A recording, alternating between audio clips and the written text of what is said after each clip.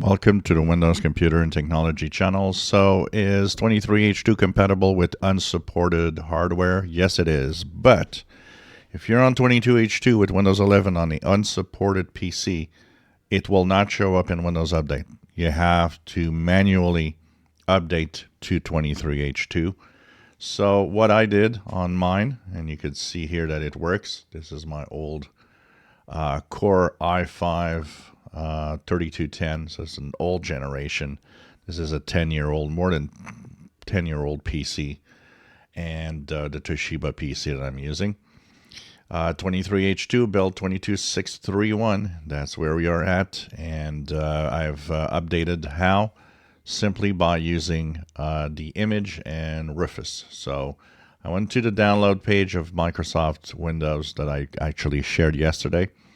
Downloaded the image of Windows 11. Sorry, I actually after that, when you've selected the image, you can click the Start button, and here you have remove requirements for 4 GB plus RAM plus secure boot plus TPM. Just make sure you got a little check mark there.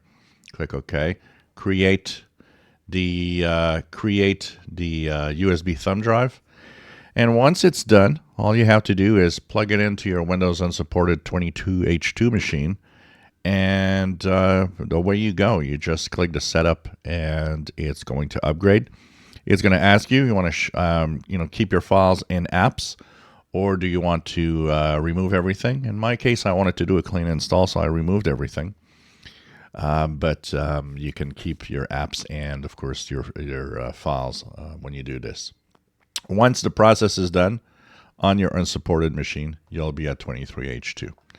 So it's as simple as that, and it does work. It works great. I've been using it for the last couple of hours and got no problems. Seems to run very well. If you enjoy my videos, please subscribe, give us thumbs up. Thank you for watching.